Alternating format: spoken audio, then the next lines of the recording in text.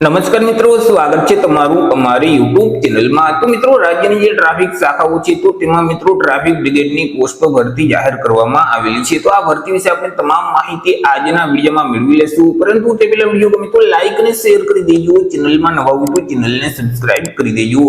તો ચાલો મિત્રો, વિડીયોની શરૂઆત કરીએ।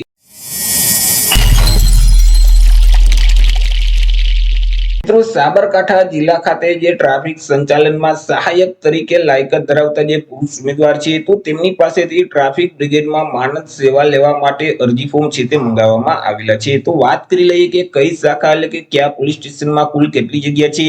તો અહીં જે ટ્રાફિક શાખા છે સાબરકાંઠા જિલ્લાની તો તેમાં 8 જગ્યા છે। ઈડર પોલીસ સ્ટેશનમાં 10 જગ્યા છે। ખેડબ્રહ્મા પોલીસ સ્ટેશનમાં 5 જગ્યા, જ્યારે વડાલી પોલીસ સ્ટેશન છે તેમાં 2 જગ્યા છે। આવી રીતે મિત્રો અલગ અલગ પોલીસ સ્ટેશનમાં થઈ અને 25 જેટલી જગ્યા પર આ ટ્રાફિક બ્રિગેડની ભરતી જાહેર કરવામાં આવેલી છે। વાત કરી લઈએ આપણે એજ લિમિટ એટલે કે વય મર્યાદા વિશે કે અરજી ફોર્મ ભરવા માટે ઉમેદવારની ઉંમર કેટલી હોવી જોઈએ। તો કે ઉમેદવારની ઉંમર છે તે ઓછામાં ઓછી 18 વર્ષ અને વધુમાં વધુ 40 વર્ષની હોવી જોઈએ। એજ્યુકેશન ક્વોલિફિકેશન એટલે કે શૈક્ષણિક લાયકાત છે તે શું હોવી જોઈએ। તો કે ઉમેદવારોએ ધોરણ 9 ની પરીક્ષા છે તે પાસ કરેલ હોવી જોઈએ। ધોરણ 9 પાસ અથવા તો તેના કરતા વધારે શૈક્ષણિક લાયકાત ધરાવતા જે ઉમેદવાર છે તે ઉમેદવાર આ ભરતીમાં અરજી કરી શકશે। ઊંચાઈ વિશે વાત કરીએ કે ઉમેદવારની ઊંચાઈ કેટલી હોવી જોઈએ। તો કે અહીં 5 ફૂટ અને 5 ઇંચની ઓછામાં ઓછી ઉમેદવારની ઊંચાઈ છે તે હોવી જોઈએ, જ્યારે ઉમેદવારનું જે વજન છે તે ઓછામાં ઓછું 50 કિલોગ્રામ છે તે હોવું જોઈએ। મિત્રો, જે ટ્રાફિક શાખામાં જે ભરતી છે તો તે ભરતીમાં અરજી ફોર્મ ભરવા માટે કયા વિસ્તારના ઉમેદવાર છે તે અરજી કરી શકશે। તો કે ડીબી અથવા તો બીડીબી અથવા તો હિંમતનગર ગ્રામ્ય અથવા તો ગામભોઈ પોલીસ સ્ટેશન વિસ્તારના જે રહેઠાણ ધરાવતા જે મિત્રો અહીં ઉમેદવાર છે તે ઉમેદવાર ટ્રાફિક શાખાની જે ભરતી છે તે ભરતી માટે અરજી કરી શકશે। તે સિવાય મિત્રો ઈડર, ખેડબ્રહ્મા અને વડાલી પોલીસ સ્ટેશનની જે ખાલી જગ્યાઓ છે તો આ ખાલી જગ્યાઓ માટે જે તે પોલીસ સ્ટેશન વિસ્તારમાં રહેતા જે ઉમેદવાર છે તે ઉમેદવાર આ ભરતીમાં અરજી કરી શકશે। તેના માટે તમારે આધાર પુરાવા તરીકે શું ડોક્યુમેન્ટ આપવાનું રહેશે। તો કે આધાર કાર્ડ છે, ચૂંટણી કાર્ડ છે અથવા તો રેશન કાર્ડ છે, આ ત્રણમાંથી કોઈ પણ એક ડોક્યુમેન્ટ છે તે તમારે રહેઠાણના પુરાવા તરીકે આપવાનું રહેશે। એ મિત્રો ભાડા કરાર અથવા તો એફિડેવિટ છે તે માન્ય ગણવામાં નહીં આવે। તમારે આધાર કાર્ડ, ચૂંટણી કાર્ડ કે રેશન કાર્ડ છે તે રહેઠાણના પુરાવા તરીકે આપવાનું રહેશે।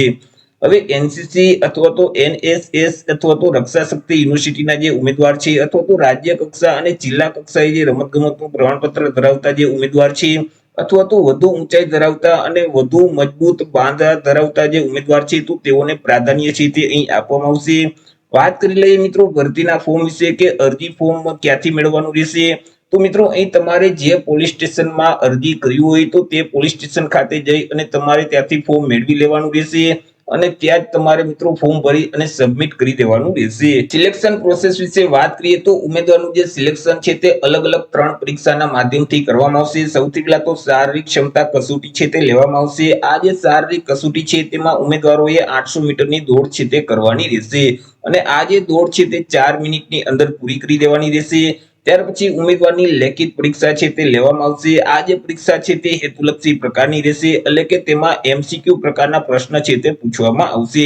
કુલ 30 એમસીક્યુ પ્રકારના પ્રશ્ન પૂછવામાં આવશે। 30 માર્કનું પેપર છે તે રહેશે।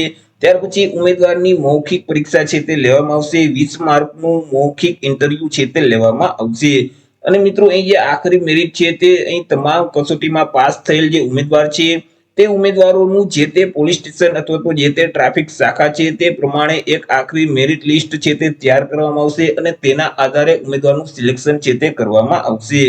મિત્રો અહીં આખરી પસંદગી થયેલ જે ઉમેદવાર છે તો તેઓએ જે પોલીસ હેડક્વાર્ટર હિંમતનગર ટ્રાફિક શાખા છે તો તેને નિયમનને લગતા જે પ્રાથમિક તાલીમ છે તે આપવાની રહેશે અને આ 15 દિવસની તાલીમ રહેશે। આ તાલીમ દરમિયાન તમને કોઈ પણ પ્રકારનું માદન વેતન છે તે આપવામાં આવશે નહીં। મિત્રો અહીં અરજી ફોર્મની અગત્યની તારીખની વાત કરીએ તો અહીં 6/8/2026 થી લઈ અને 17/8/2026 સુધીમાં તમારે અરજી કરી દેવાની રહેશે। તમારા વિસ્તારમાં આવેલ જે તે પોલીસ સ્ટેશન છે ત્યાંથી તમારે ફોર્મ મેળવી લેવાનું રહેશે। તેમાં વ્યવસ્થિત તમામ માહિતી ભરી તેની સાથે તમામ ડોક્યુમેન્ટની સ્વપ્રમાણિત નકલ જોડી અને 17/8/2026 સુધીમાં તમારે તે જ પોલીસ સ્ટેશન ખાતે અરજી ફોર્મ જમા કરાવી દેવાનું રહેશે। તો એ રીતે મિત્રો સાબરકાંઠા જિલ્લાની જે ટ્રાફિક શાખા છે તો તેમાં ટ્રાફિક બ્રિગેડની પોસ્ટો ભરતી જાહેર કરવામાં આવેલી છે। તો આશા રાખું છું વિડીયો પસંદ પડ્યો હશે। વિડીયો પસંદ પડ્યો તો લાઈક અને શેર કરી દેજો। ચેનલમાં નવા હોય તો ચેનલને સબસ્ક્રાઇબ કરી દેજો। ફરી મળીશું એક નવા ટોપિક સાથે એક નવા વિડીયોમાં। ત્યાં સુધી જય હિન્દ, વંદે માતરમ।